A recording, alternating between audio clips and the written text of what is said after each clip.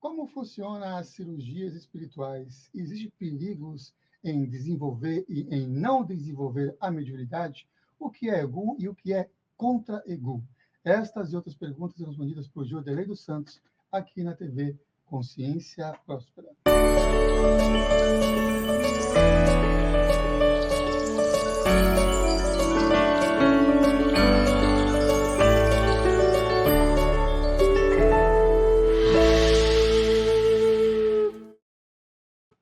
Seja bem-vindo a mais uma edição do programa Consciência Próxima, esse programa de entrevista. Completou 14 anos em 9 de março de 2024 e mais de 1.000 pessoas já passaram por aqui. Já quero agradecer a sua disponibilidade de estar aqui com a gente. Este que é um programa gravado. Tema: cirurgias espirituais e hospital no astral com Jordelei dos Santos. Mais uma vez, Jordelei dos Santos, eu vi que agora ele está todo iluminado, é isso? Bem-vindo, Jordelei. Salve, meu querido Samuel. Bem iluminado. É muita generosidade da tua parte. Eu estou dizendo isso porque ele participou de um podcast também iluminado, que é o podcast Filhos do Todo. Quando participa do Filhos do Todo, fica iluminado de qualquer jeito Boa. também. Não é só nossas luzes e a nossa luz interior, né? Mas é que tu fazer um podcast com Fadel e com Ed Murphy é surreal. Meu, imagino. Quantas vezes já foi no podcast Filhos do Todo, hein? Você foi mais do que Consciência. Filhos Muito do mais. Todo, Filhos do Todo, contando hoje 7,5. Oh, 7,5? É. Como assim 7,5? Não existe. Porque a semana passada foi só metade.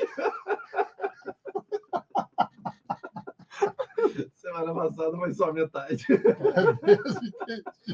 Que coisa. Pô, mas 7 vezes já tá. Cortes para vender, então, lá no Filhos do Todo. Tem bastante cortes. Né? Que maravilha, muito bom. E você fez lá no Filhos do Todo sobre o tema da sua iniciação, não foi? Da sua iniciação, que acho que ia ser na semana passada e ficou para o dia de hoje que você fez isso. Então, esse programa aqui é gravado, você que está acompanhando, então deixa suas mensagens aqui, ó, nos comentários abaixo do vídeo. Na próxima oportunidade, Jordelei dos Santos vai estar aqui ao vivo, aí, respondendo as suas perguntas. Me disseram que tem muito mais audiência quando é ao vivo, então a gente vai trazer ele ao vivo também, porque o gravado é só vocês que descobriram essa relíquia aqui no Consciência Própria. Então, assista como se fosse um tesouro. Tema: cirurgias espirituais e hospital no astral.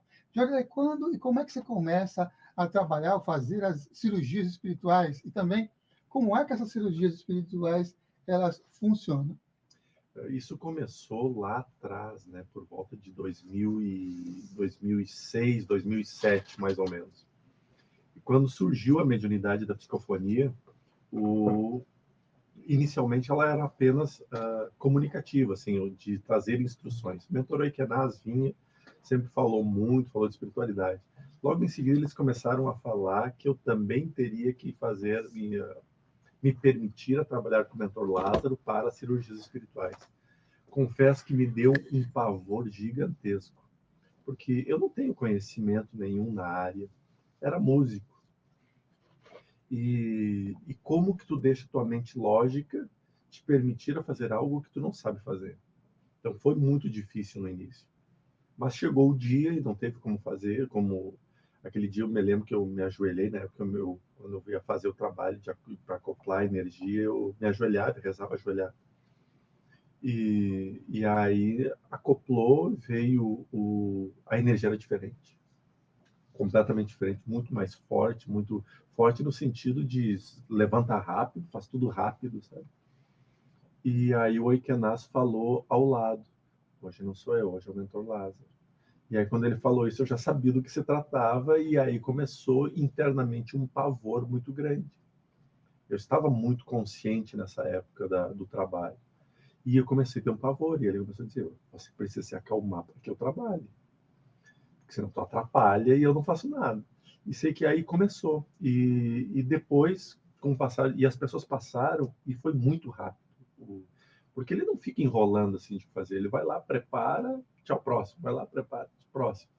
Porque o trabalho, a cirurgia espiritual é feita em 2 etapas. A primeira, que é frente ao médium, que eles chamam de preparar. Então, eles vão lá, fazem os cortes necessários, corte extrafísico, né, necessário em alguma parte, algum tumor, alguma região, algum órgão que precisa de uma drenagem ou precisa apenas de uma energia.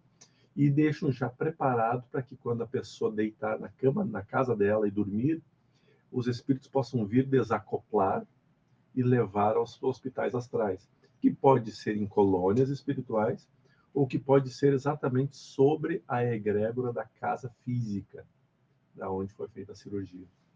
Uhum. Então começou dessa forma. E desde lá as coisas mudaram muito. Eu fui me entregando mais, eu fui aprendendo mais, eu tive que ler sobre muitas coisas. E aí depois disso que começaram as projeções. Tinha cirurgia espiritual, eles me tiravam dali de noite e me levavam para me acompanhar e assistir os processos cirúrgicos nas pessoas. Então, aí foi desenvolvendo e aprendendo esse processo todo. Então, teve um acompanhamento pós-cirurgia, né, do trabalho cirúrgico ali, mediúnico, aí você era levado em experiências fora do corpo.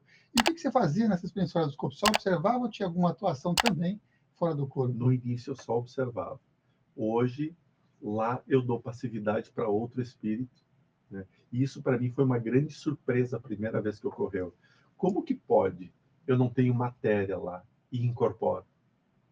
Isso para mim no início ficou muito estranho. E aí que eles começaram a explicar. Você não tem o corpo físico, mas você tem o corpo astral, que também é um corpo denso. E através do corpo astral você consegue conectar energias ainda superiores ao Lázaro, ao Equenase e tudo, para poder trazer a mensagem deles, o trabalho deles. Então, o trabalho é lá e aqui agora. Maravilha. O que é a doença nessa perspectiva mais espiritual ou mais espiritualista, novamente quando se fala em cirurgias espirituais? As cirurgias espirituais, ela alcança os dois lados, os dois estágios da vida. Há muitas pessoas que hoje, infelizmente, a medicina ela não é acessível. Claro que nós, no Brasil, por mais que eu sei que isso pode se gerar motivos de crítica, né, mas não tem absolutamente nada partidário nenhum, mas o Brasil possui o Sistema Único de Saúde, que é um exemplo no mundo todo. Não existe um único país no mundo que não gostaria de ter algo semelhante. Na verdade, alguns não gostariam de ter porque não dá resultado, né? Ou seja, não dá renda. E aqui não, nós temos um sistema único de saúde. Pode não funcionar, como não funciona muitas vezes na maneira que nós gostaríamos. Mas isso possibilita que as classes baixas e altas possam ter os seus atendimentos. Porém, ainda existe muitos entraves em relação a alguns exames que são aceitos, ou fila de espera, demora, principalmente para casos mais graves. E há muitos trabalhos, questões de cirurgias espirituais, que a espiritualidade muito mais evoluída, tecnologicamente, espiritualmente, conseguem trabalhar em pontos que a nossa ciência atual não consegue trabalhar. Por exemplo, um câncer já em estado de metástase. Aqui se faz muito trabalho paliativo. A espiritualidade não faz trabalho paliativo, eles trabalham diretamente no processo, muitas vezes conseguindo a cura. Ah, mas e quem não consegue a cura porque não é agraciado? Não, não tem nada a ver uma coisa com a outra, que entra na outra parte da tua pergunta, que é, as doenças elas vêm com um propósito de nos mostrar o caminho e de nos limpar para novos caminhos. Tem um ponto equivocado que a gente vê que assim, a gente acredita que vem nessa vida para pagar karma.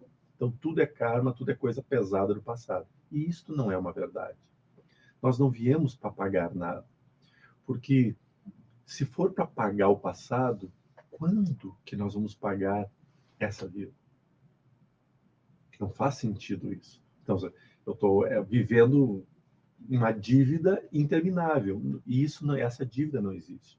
Então, a espiritualidade diz que toda nova oportunidade na matéria, nós temos o crescimento, o avanço. E diante deste crescimento e deste avanço, nós vamos trabalhando em egrégoras e energias que vão reajustando e realinhando automaticamente as do passado. Então, eu opto por trabalhar com uma mediunidade, levando luz, levando amparo, levando socorro, muitas vezes quando nem eu tenho isso. Isso faz com que eu reestruture inúmeras desestruturas que eu deixei no passado, quando eu usava essa faculdade para fazer o mal, para desequilibrar. Ou seja, então, uma coisa automaticamente vai curando, mas não é para apagar aquilo. É para fazer com que eu construa uma caminhada nova. E nesses processos aí, a doença entra como expurgo. Nós temos ao nosso redor muitas energias densas do passado e do presente. Quando uma doença ela cristaliza, ela materializa na matéria, é porque nós, por ações, atitudes, pensamentos, fomos densificando aquelas energias sutis que poderia ou não precisaria estar na matéria nessa existência, mas pelas nossas escolhas nós vamos densificando elas e elas se acoplam e começam a afetar algumas células, e dessas células começa a estar todo o processo que a ciência explica muito bem, de começar a produzir e reproduzir cada vez células doentes, gerando uma doença física. Se nisso não tratado, mesmo assim purifica o espírito. Traz luz, traz paz ao espírito, desde que com resignação, com amor e com paciência. Veja que tudo vai chegar no mesmo lugar no final. Então, esses são os processos todos que envolvem a doença e a cirurgia espiritual, merecimento e resgate. Você citou sobre essa questão, né, desafiante que é o SUS, e uma das grandes queixas relacionadas a isso em diversas unidades é a questão de falta de médicos, né? E a minha pergunta é relacionada a isso. Onde é que estão os médicos espirituais e extrafísicos? Eles estão nos hospitais? Em todos os lugares. Em todos os hospitais, toda instituição, por exemplo, eu brinco com as pessoas. Quando eu entro no hospital, eu me sinto em casa. O cheiro do hospital me faz bem. Eu entro no hospital, me sinto bem, Samuel. É doido, né? Eu sei. Cada um tem seus problemas, eu tenho os meus. E aí é muito engraçado, quando eu chego lá, eu começo a ver o mundo espiritual que tem em volta. E aí, de cara, as pessoas pensam, meu Deus, só tem gente machucada, gente que está morrendo, é só sofrimento, deve ser um clima muito pesado. Sim e não, porque tem os obsessores, tem os perseguidores, que eles não vão ficar longe porque tu tá ali com uma dorzinha ou um dor maior. Ele fica em cima, então a gente vê eles. Mas sobre a instituição física, tem um hospital espiritual muito maior, o dobro, às vezes maior do que a própria instituição física que está ali. Então ali estão os técnicos, os enfermeiros, os médicos, fazendo todo aquele amparo de resgate dos obsessores que precisam ser curados, dos encarnados que precisam estar ali, dos desencarnados que chegam em processo que aí começam a ser encaminhados, né? Então, todo um processo espiritual em torno do hospital físico. Mas durante esse momento que nós estamos aqui conversando sobre eles se fazem presente. Então está aqui, por exemplo, está o doutor que te acompanha, tá? O espírito responsável por trabalhar com as curas junto com o Fael aqui, o Lázaro está aqui, também está toda a falange, que é o Marcos, o Ezequiel, o Oikenaz e o Lázaro. Na mediunidade comum, se tem um receio de que se a pessoa não se desenvolver, né, aí é um atributo de que a vida não vai para frente, tem outras questões ligadas a influências na matéria. Qual a sua opinião sobre isso, não o desenvolvimento de uma mediunidade por uma pessoa que tem a tendência em trabalhar com curas, e quais os cuidados e perigos ao se desenvolver a mediunidade? Tá. Então eu diria que essa afirmativa é uma verdade e uma mentira. Deus não está, de maneira alguma, ele vai querer, o Criador, ou força maior, ou arquiteto do universo, a forma que nós usarmos para nominá-lo, ele jamais vai fazer alguém sofrer. Ele jamais vai criar uma armadilha para ferrar com alguém. Agora, nós criamos, sim, nós tomamos escolhas e nós criamos armadilhas. Quando nós estamos num processo reencarnatório, nos ensina os bons espíritos, que as reencarnações programadas, né? Tem as probatórias e essa não tem o que fazer, essa encaixa e encaixou. Mas as programadas. Então, por exemplo, o médium ele vem com uma programação reencarnatória. E para ter aquela programação como médium, o corpo físico, a estrutura orgânica tem que ser diferente. Porque vai ter que passar muito mais energia por ele. Uma pessoa comum, digamos, que passa 1000 kWh, um exemplo, um médio vai passar 10.000 na mesma hora. Porque aonde ele tiver, passa energia. Passa limpo, passa limpo, passa limpo. Isso no corpo físico, não tem nada a ver com mediunidade, só energia que passa pelo corpo físico. Então, imagina o seguinte, uma antena de alta precisão de emanar e receber sinal, desativada. Ou seja, continua recebendo e passando, mas não transmite para lugar nenhum. O que acontece? Deteriora a antena. O médium, quando ele vem programado para reencarnar como médium e ele opta por não dar a vazão de energia, aquele acúmulo de energia poderá gerar algum problema à sua saúde. Algum órgão que vai ficar deficiente, alguma doença que poderá surgir, alguma fragilidade aqui ou ali. Mas não é a mediunidade que fez isso. É o corpo que veio preparado para aquilo e que ele não quis assumir depois. Porque a mediunidade por si só, o que ela faz? Ou eu aceito a mediunidade. Então, passa 10.000 kWh, redistribui 10.000 kWh. E aí chega novo e redistribui. Ou seja, o aparelho está sempre em transformação e sempre em modificação, com atualizações, com todo aquele processo normal. Então, ver a mediunidade é pensar exatamente como um aparelho. Eu tenho todo o equipamento pronto. Eu vou trabalhar ou eu vou guardar ele. Veja que daí não é castigo, que não é nada, é uma escolha. Vai dar problema para quem não trabalhar? Eu não quero desenvolver mediunidade. Mas, em contrapartida, eu vou lá e faço caridade, ajudando pessoas. Eu tenho um bom conhecimento, eu vou lá e ensino crianças, de alguma forma. Eu vou lá no YouTube, eu crio um canal que ajuda muitas pessoas, mas eu não estou lá limpando, dando chacoalhão, não estou fazendo isso. É a mesma coisa? É. Você está fazendo com que a energia que passa através de você flua. Eu tenho um trabalho lá de escritório. Eu tenho a opção de deixar tudo atravancado, ou eu posso pegar aquele lá e tratar bem os meus clientes, tratar bem as pessoas que eu atendo e fazer movimentar com que elas mudem. Eu estou fazendo com que esse aparelho movimente energias. Então, a mediunidade não é para a comunicação. A mediunidade é para a transformação. E a mediunidade é sempre de lá para cá? Ou pode ser daqui para lá também? Sempre de lá para cá. Sempre, sempre, sempre. O carrinho, ele só anda se tiver uma criança que empurra. Uma criança que brinca. Nós somos o carrinho. A gente precisa da movimentação espiritual para que possa chegar. Veja que mesmo Cristo, o Jesus é um maior exemplo de todos. Jesus foi, a espiritualidade diz, o maior médium que a humanidade já viu. Ele dava passividade ao Cristo. Por isso que era chamado Jesus, o Cristo. E tirando a ideia de que Cristo é o sobrenome dele. Então essa é uma parte, foi o médium mais perfeito. Ele não precisaria ser médium, porque ele tem todas as informações, mas mesmo assim ele veio e traz a passividade, mostrando o movimento mediúnico de um espírito extremamente mais elevado, Cristo planetário. Você realiza alguma prática para você entrar em estado de transe? Como uma pessoa que está assistindo também pode aumentar essa sensibilidade e entrar num transe para que esteja aberto para receber a mediunidade que vem de lá para cá?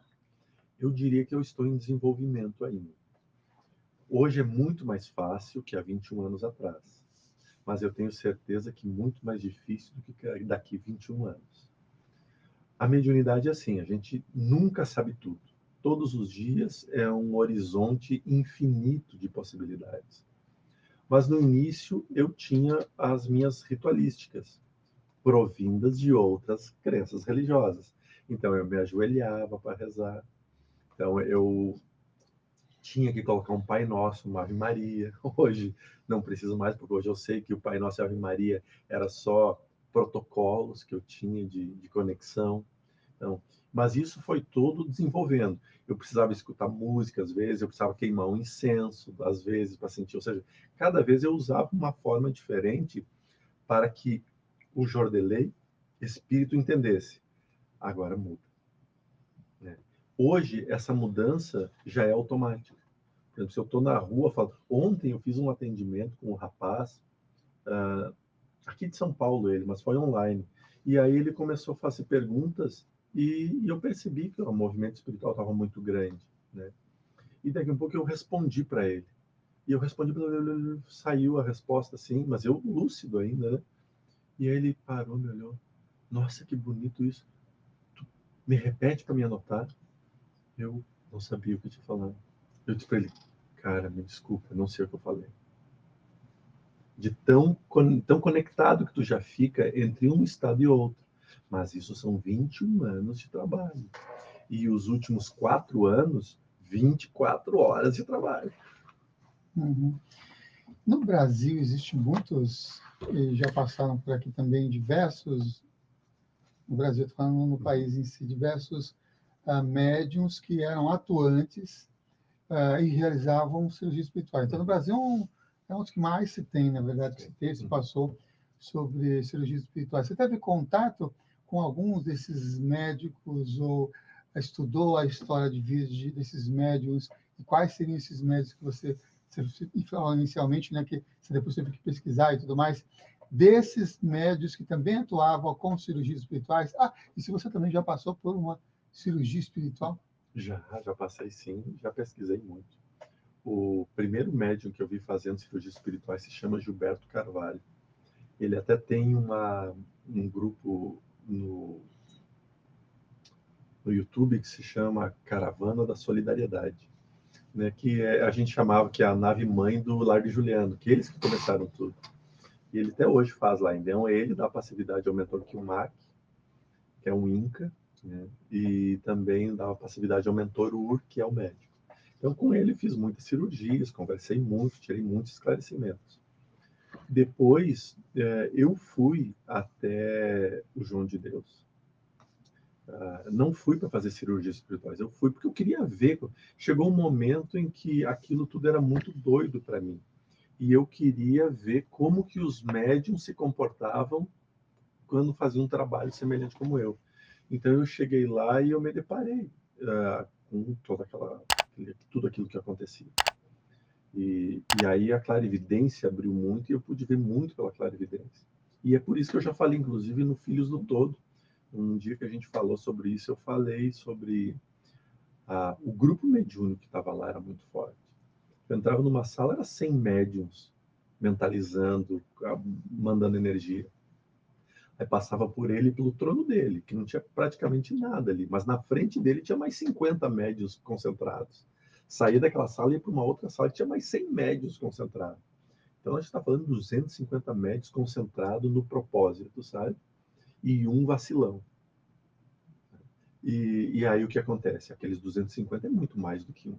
Então, esses 250 davam possibilidade energética para que Inácio de Loyola pudesse trabalhar, e a equipe médica.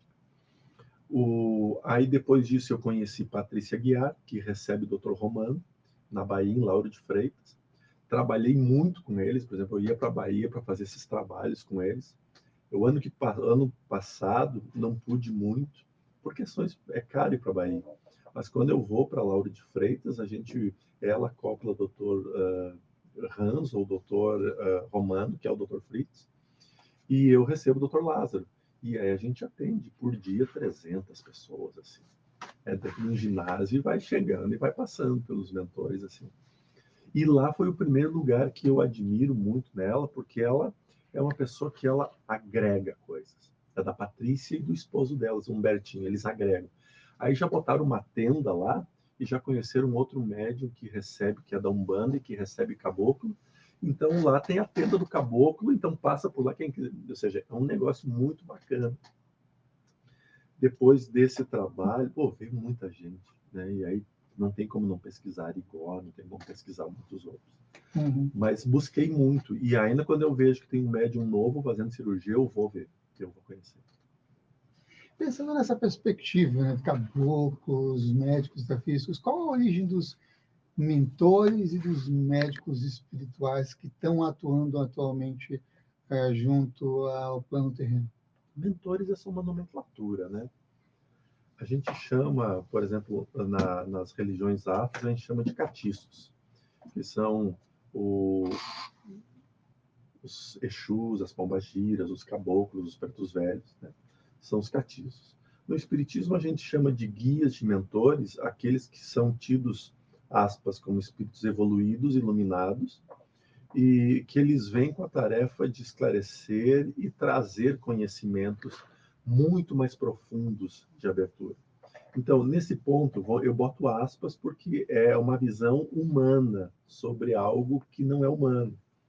Então, os catiços são aqueles que metem a mão na massa, que fazem o trabalho aqui movimental, material, e os mentores, os seres a esclarecer, aqueles que mexem no mental e que no esclarecimento.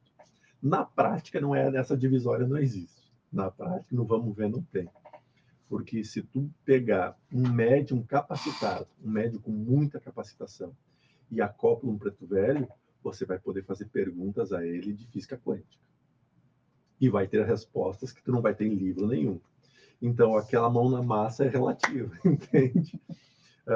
Vai ver a força energética de um caboclo, vendo ele movimentar todas as forças, seja no xamã, seja nas práticas que nós conhecemos de pena ou dos boiadeiros. Vai ver o que passa por ali, não é a parte da mão na massa. Isso é limitações nossas humanas. Então, quando vem, por exemplo, quando eles vêm com a nomenclatura médicos do plano astral, a gente está falando de uma falange espiritual chamada falange médica do espaço. E essa é dirigida e orientada por Dr. Bezerra de Menezes, no planeta Terra. Mas ela não é apenas uma falange do planeta, e fora dela tem outros representantes. Quais? Jesus é um deles. O maior médico de almas e de corpo que a gente já conheceu. Então, aí que vem o segmento. E se usa, por exemplo, imagina, digamos que eu fui médico numa vida passada, e aí eu trabalhei com amor, com carinho, com devoção. Falando do exemplo de Dr. Bezerra de Menezes. Chega no mundo espiritual, ele sabe a caridade, ele sabe o perdão, ele sabe a necessidade da humanidade e tem o conhecimento da medicina. Quem não vai querer usar isso a favor de tudo? Então, ele continua exercendo o seu legado médico, porém agora médico das almas. Né? Uhum. A consciência, ela está em evolução, ela está evoluindo sempre, ela pode regredir, passando até uma conexão com histórico de consciências, espíritos, entidades que também estão atuantes na espiritualidade, seja do lado de lá ou do lado de cá. Parece que sim, né? Tudo nos leva a crer que sim, que isso aconteça. Porém, há uns parênteses que nós precisamos abrir para reflexões aprofundadas sobre isso.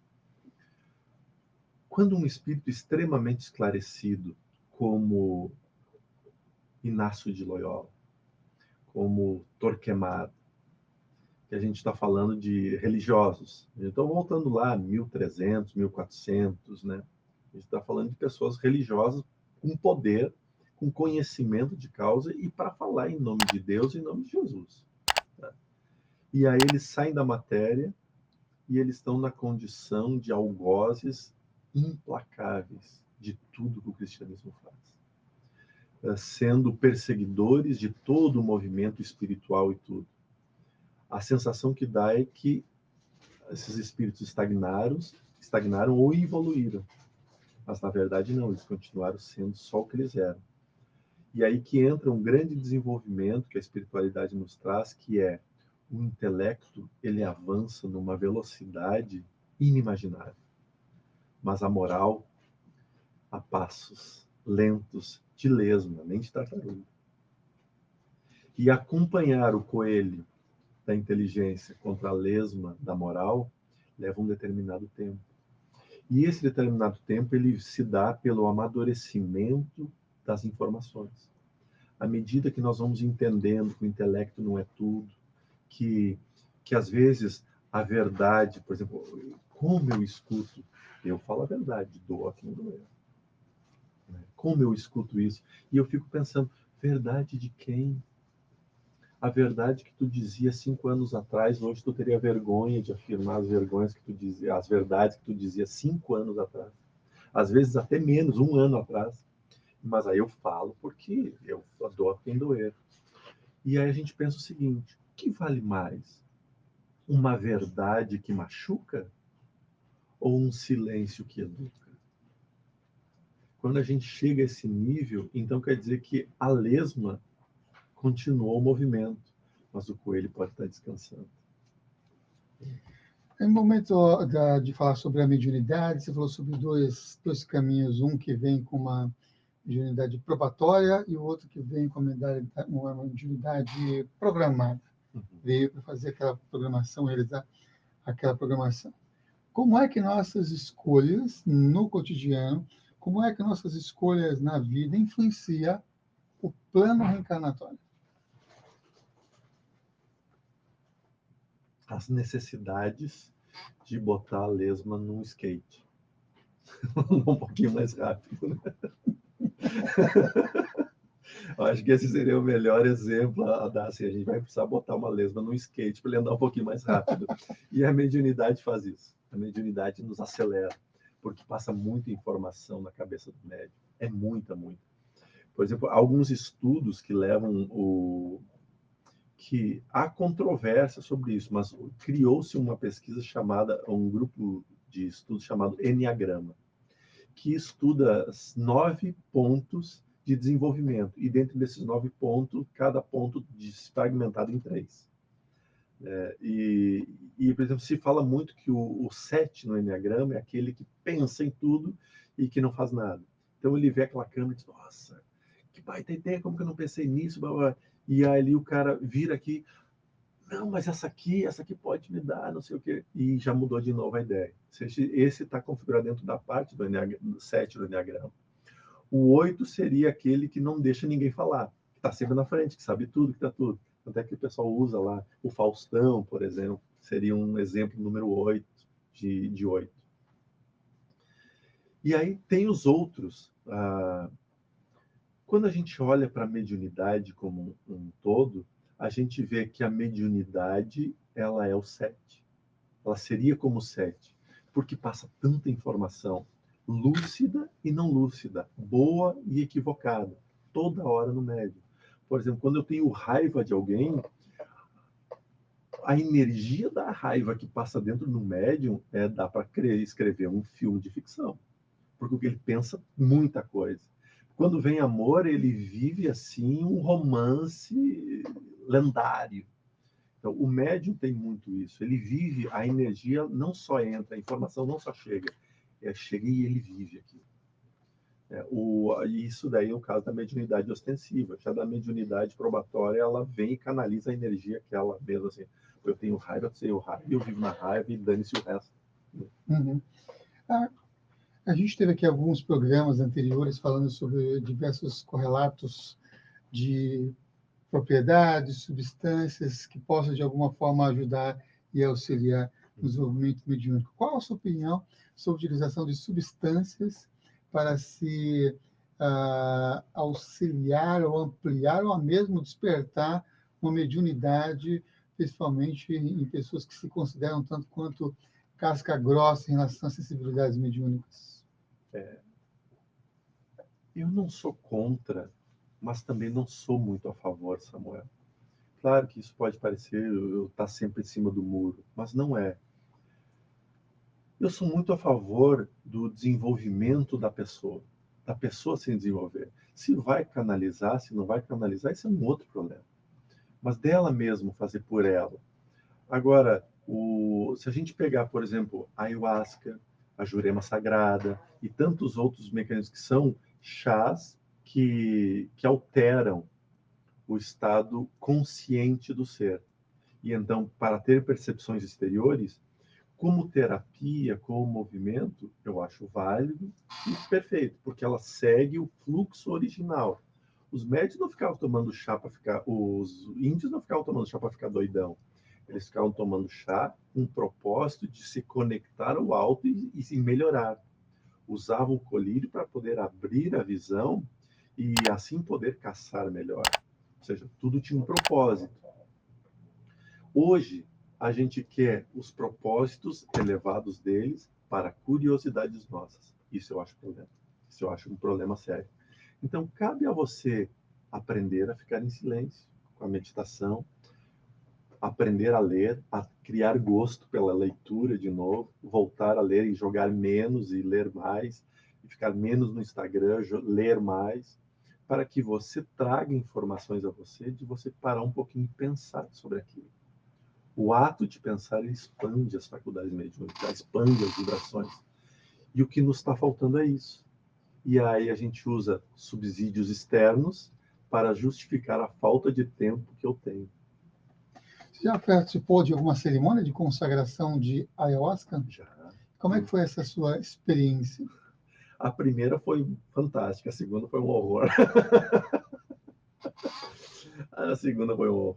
A primeira foi interessante, porque eu cheguei lá e eu vi muita gente, era muita confusão. Cara, pensa num negócio mais bagunçado da vida espiritualmente. E eu de cara pensei, ferrou. Cara, como que eu saio correndo daqui? Eu senti o leão da montanha, né? Saída estratégica pela direita, eu não conseguia. E aí, quando eu estava perto de começar a cerimônia, o mentor Lázaro me chamou. Vem aqui, filho. E aí eu fui para um lugar mais retirado, não tinha ninguém lá. E ele me deu um esporro. Ele disse, tu sabe que tu não precisava estar aqui, né? Eu disse, sei, sei. Não tanto antes, agora bastante. Quando eu vi aquilo tudo, eu tive que dar um braço a torcer. Ele disse, pois é, você vai fazer? Eu disse, não tem como sair daqui agora. Ele disse, filho, tem. Você vai fazer? Eu vou, porque eu preciso aprender. Então tá, então a gente vai organizar para que tudo aconteça de forma segura. Te juro que acalmou todo mundo. Eles acalmaram todo mundo, se apaziguou. Eu fui lá, fiz o rapé, botei o colírio e tomei a dose da ayahuasca. Vi muitos downloads, né, muitos símbolos, muito tudo. E aí acoplei o caboclo pela primeira vez. O Pena Branca veio pela primeira vez, logo depois do rapé, exatamente para limpar, para não deixar resquício nenhum, limpou, passou. E aí, quando terminou, assim, deu umas 3 horas depois, 4 horas depois que eu tomei a dose da ayahuasca, passou por completo. E eu fiquei lúcido, extremamente lúcido. E aí o pessoal diz, você pode tomar de novo. E aí o mentor Lázaro só fez assim, acabou. Isso era 3 da madrugada, mais ou menos. Aí eu fiquei olhando os outros, só que daí entra o meu lado cômico. Porque eu estava, a partir dali, observando tudo. Aí eu comecei a imitar todo mundo. Eu imitava, todo mundo achava que eu estava doidão, mas eu estava imitando todo mundo. Mas eu já tinha feito o processo. E não vomitei nada, assim, tudo incrível. A segunda vez, aí eu fui de cabeça dura mesmo, porque o mentor falou que não precisava, e eu fui de cabeça dura e aí me ferrei bonito. Aí eles não protegeram de nada, assim, aí deixaram os espíritos vir, bater sem piedade. Assim. Então agora eu aprendi. Uhum.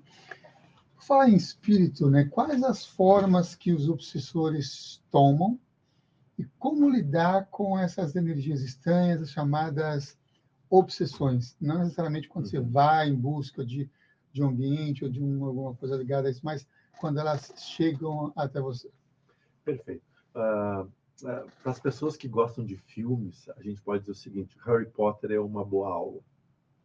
Aquele momento em que eles vão na frente do armário do bicho-papão, e o bicho-papão se transformaria no maior medo daquela pessoa que está ali na frente.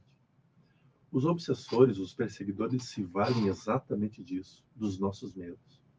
Então, daquilo que nós tememos, é as portas abertas para que eles possam atuar em nós. Os vícios que nós temos guardados, as tendências que nós temos escondidas, isso tudo vem à tona a eles, porque é a vibração comum com a deles. Então, por exemplo, como que um obsessor de Samuel, vou chegar para o Samuel e vou querer dizer, ô Samuel, tá aqui um cigarrinho de maconha, tá? Dá uma pitada. Tu vai dar risada e vai, hasta la vista, baby, né? Agora, se eu pego algum ponto dentro do xamã, e eu sei que ali é uma luta tua, e eu começo a te oferecer aquilo, eu vou ter muito mais acesso a você do que aquilo que você não gosta. Então, os nossos medos internos, as coisas que nós adiamos trabalhar, por exemplo, eu sei que eu tenho que ser mais tolerante, Ah, mas eu sou tolerante lá fora. Aqui dentro de casa, não me venha com isso, né? As pessoas... Cara, é aonde eles vão atacar? Dentro de casa. É o teu ponto fraco. Então, eu tenho medo de espírito que se veste preto. O que vai aparecer? Eles vão vir de branco para ti? Claro que não. Eu tenho medo de caveira. O que vai aparecer? Eu tenho medo de cobra. O que vai aparecer? Meu Deus do céu, se eu vejo um negócio, não sei. Então, os nossos medos dão energia para que os espíritos possam chegar perto. Uma vez que eles chegam perto, a gente aumenta a conexão com eles. Os liames que ficam geralmente na região do peito, do plexo solar, eles são fortalecidos. E aí, uma vez conectados, livre acesso. E aí, muitas vezes, é eles que nos comandam. Para aquelas pessoas que andam na rua e têm uma sensação de que está sendo observada, vai para um lado, parece que está sendo observada para o outro, às vezes olha quando não tem ninguém. Pode ser que ela tenha uma sensibilidade mediúnica ali aflorada? Claro que sim, com certeza absoluta.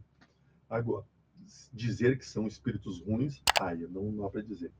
Porque às vezes até os nossos mentores perto dá aquela sensação de alguém está me olhando, e são eles. E como é que ele vai descobrir se aquilo dali é coisa da cabeça dela, se é uma sensação psicológica, ou se é mediunidade, ou se é esquizofrenia, ou sei lá. Tudo, independente da esquizofrenia, a mediunidade, ela é uma percepção extracorpórea. E por ser uma percepção extracorpórea, ela tem inúmeras possibilidades de pesquisa. Primeira, como eu estou me sentindo? Qual é o nível de ansiedade que eu estou? Qual é o nível de sentimentos auto-obsessivos que eu tenho? Né? Depois disso, isso é comum? Sempre aconteceu? Será que se eu buscar alguma informação aqui ou acolá, isso poderá me ajudar? Será que eu tomei minha medicação hoje? Tem inúmeras coisas. Então, quando a gente afasta os problemas físicos, então nos restam os espirituais. E aí vai e procura. Uhum. Sabe que eu lembrei agora de uma pergunta que eu já fiz para vários médicos aqui no programa, que é, isso talvez eu tenha feito em algum momento também, e não lembro agora, que é, no seu estudo, na sua opinião, a mediunidade ela é uma faculdade do espírito ou ela é uma repercussão, capacidade orgânica?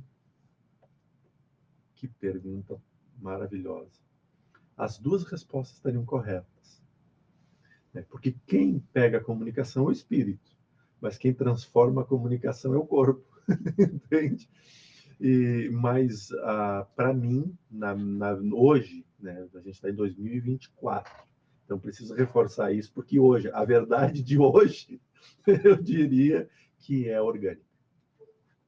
Que ela é orgânica. Não adianta, por exemplo, todos nós temos espíritos que se comunicam com o mundo espiritual.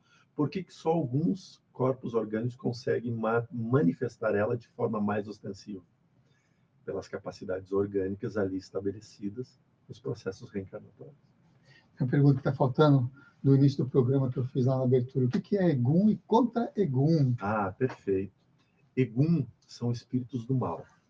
Né? No espiritismo seriam chamados de obsessores. Mas não é o obsessorzinho comum, o ralézinho que está ali querendo tomar um traguinho, dando uma pitada. Não, são aqueles que realmente nos buscam e querem mal. Em alguns lugares também são chamados de quiumbas. Né? O contra-egum é uma ferramenta colocada, né, através de benzimento, através de iniciação, que é colocado na pessoa após uma limpeza. Espera que eu consigo mostrar aqui para vocês um contra-egum. Está bem apertado, que é para não ter perigo de chegar em egum. Isso é um contra-egum. Dá para pegar isso? Que é palha da costa, trançado e rezado. Eu não posso tirar para vocês, porque eu não posso ficar sem ele. Deixa eu desamarrar um pouquinho Deixa aqui. assim, não, deixa, já viu. Deixa aí, já mostrou. Eu tenho que ficar esse aqui por todo o período da primeira fase dos preceitos, eu tenho que usar. Nos 2 braços e na barriga. Aí todos... Quanto tempo fica esse preceito? Depois da saída, 3 meses e 7 dias. É bastante tempo, né? 97 dias. 97 dias. Você está contando nos dedos ou está curtindo cada dia? Contando nos dedos. Eu faço 2 contagens. Quanto está indo e quanto falta. Tem um filme com Brad Pitt, Encontro Marcado, que inclusive tem tudo a ver com o que a gente está falando aqui hoje, porque tem a ver com ele, a morte, o próprio espírito da morte visitando os terrenos. E aí chega lá e ele encontra com a médium e falou, Egum Mal, você está sendo um Egum Mal, com o próprio Brad Pitt. Aí ele vai meio que incorpora um preto velho no Brad Pitt. Você assistiu esse filme? Sim, assisti, porque é a crença dela. E ali está um exemplo muito claro, porque os espíritos todos, eles conversam na tua fé. Então, por exemplo, o Oikenaz vai conversar, ele pode conversar com aquele sotaque, e aí eu já perguntei, por que você usa esse sotaque aí, sendo que tu poderia falar abertamente? Ele disse, com esse sotaque eu pareço um velho. Os velhos são mais calorosos, mais afetuosos e agasalham melhor as pessoas. Se eu venho com a minha energia juvenil, eu só sou mais um. Aí as pessoas vão ver, vão aceitar o conhecimento, mas não vão se sentir abraçados e acalorados. Então eles transmutam isso. E é exatamente o que aconteceu ali, quando aquela senhora na cadeira de rodas fala, e diz, você é um Egum, é Egum. E ele vai lá e diz, não, eu não sou Egum, eu não levo ninguém, eu vim buscar. A resposta é, eu não levo ninguém. Quem que vai levar? Eu que vou ir? Eu vou ir? Não, eu não levo ninguém, eu venho buscar. E aí ele começa a falar para ela como na fé dela, que é deu a entender que era uma religião afro ali. E é muito bacana, só que ele vem porque ele está apaixonado pela médica, né? Os Eguns, quando se apaixonam, são obsessores. E já que a gente está falando sobre essas transmutações, ou as formas e trejeitos utilizados pelas entidades, pelos espíritos também, é a mesma função, por exemplo, quando vem uma gira de Erês? A gira de Herê é uma bagunça, é uma zona sem explicação. Porque eles são muito malandros. Eles fazem tudo virar alegria. Só que alegria tanto que muitas vezes eles incomodam a organização da casa.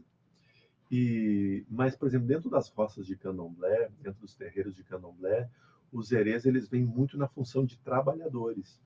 Então, tem muitas coisas que os médiuns não podem fazer, principalmente os iaôs, que são os que incorporam, que eles precisam virar o herê para o herê fazer. Por exemplo, lavar e limpar o ibá, que é onde está o fundamento do santo. Eu não posso ir lá limpar o meu ibá, mas o meu herê pode. Então, vira no herê, o herê vai lá e faz. Então, o herê vem também com uma função de muito trabalho. Só que naquele trabalho, ele apronta. E aí todo mundo dá risada e deixa o clima mais leve, sabe? É o Rei Oca no xamanismo. Eu assisti uma cerimônia muito especial lá nas planícies norte-americana, e era exatamente essa mesma função. Os Reiocas, eles são como se fossem os herês, e tem uma mistura dos herês com os Exus na cultura iorubá. Dessas conexões, a mesma função de brincadeira, mas são eles que sobem um mastro de 8,5 metros de altura no braço pintado de branco e preto, inclusive, que é tudo isso. E vai trazer a oferenda do céu para a terra. Ele que traz as conexões do que está no alto com o que está embaixo. Então, tem a mesma função. E o que ele faz antes? Igual os herês da gira. Ele sacaneia todo mundo que está ao redor. Todo mundo. E por onde pega, onde é o calcanhar de Aquiles da pessoa. Ele irrita as pessoas. Tanto é que se diz o seguinte, que tu não pode dever para algumas pessoas, para algumas coisas. Tu nunca pode ficar devendo. Então, primeiro, nunca deva a Exu. Nunca deva a Herê. Nunca deva a agiota. E nunca deva para a ex-mulher.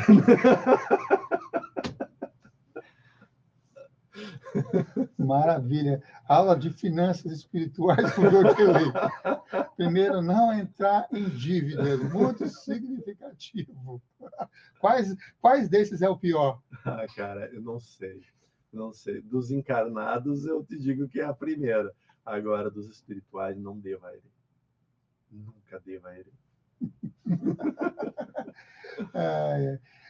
Fala nisso, fala em dever, nessa coisa de dívidas em si. Qual a relação que você vê hoje? Eu sei que você teve recentemente também a sua iniciação no Candomblé, né?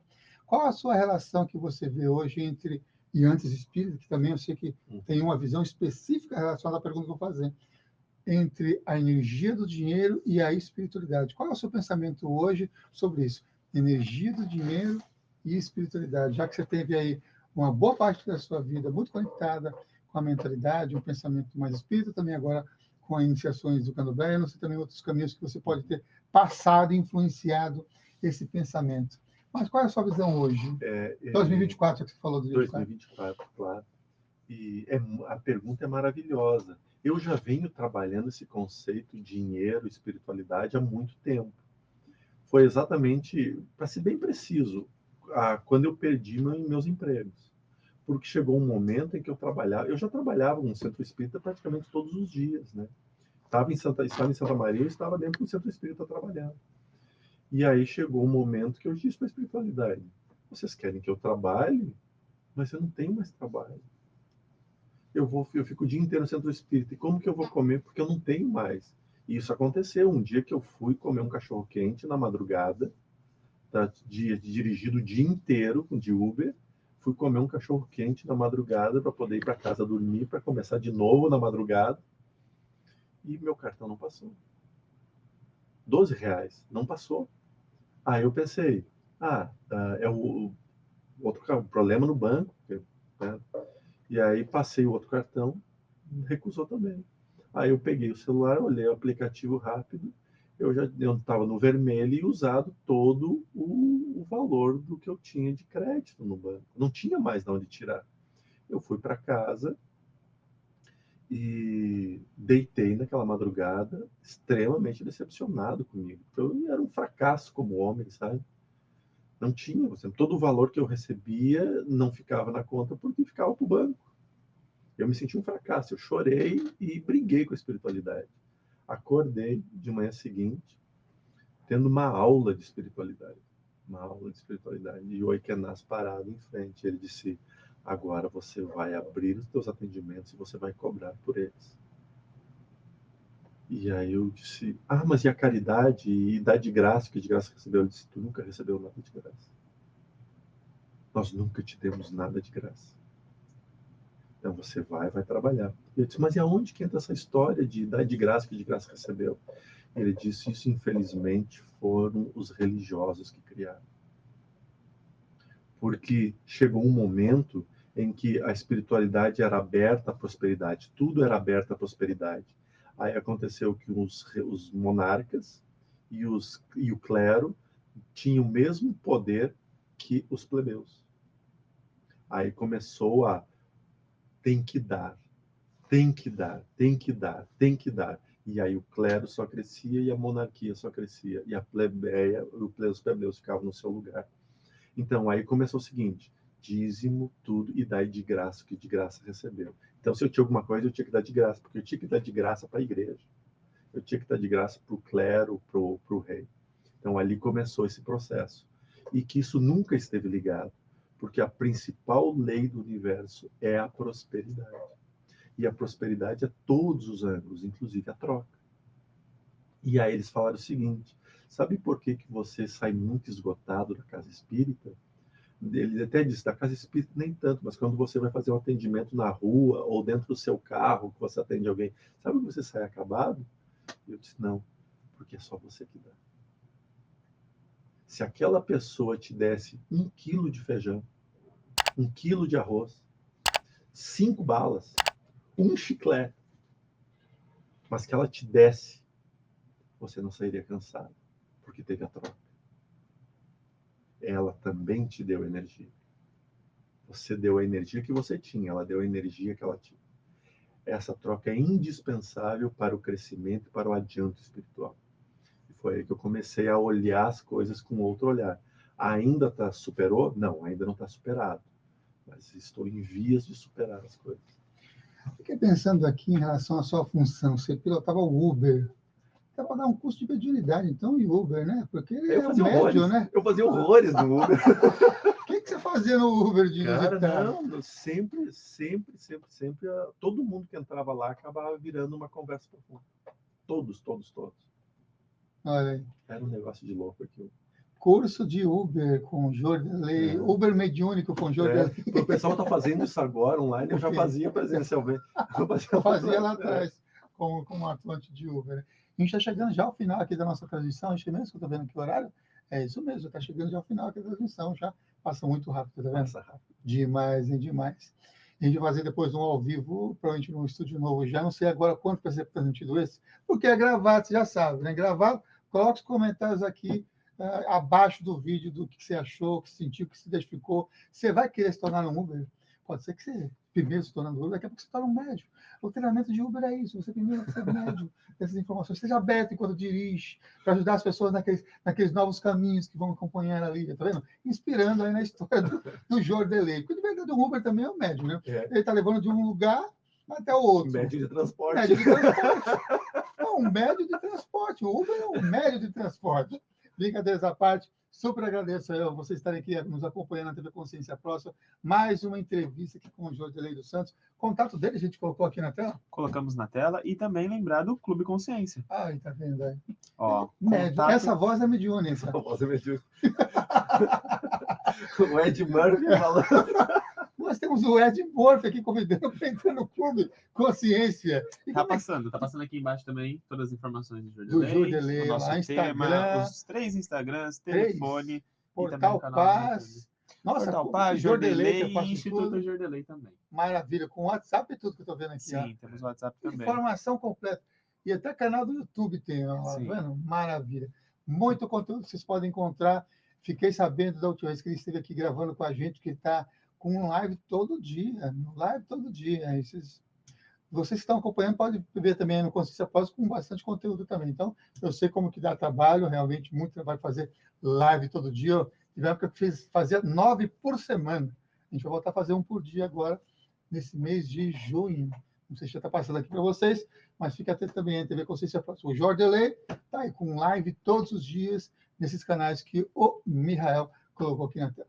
Jordelei, super agradeço mais uma vez estar aqui com a gente, falar sobre esse assunto, cirurgias espirituais, essas relações com mediunidade e tudo mais, e outros correlatos. E peço para deixar uma mensagem de encerramento, como sempre, que é assim que a gente já finaliza aqui o programa Consciência Próxima. Primeiro, eu quero agradecer, Samuel, porque a semana passada a gente gravou um episódio também e eu fui convidado para o Estúdio Novo. Passou uma semana, eu continuo com o convite, sinal que é bom, né? Né? Um é pouco, 2 é bom.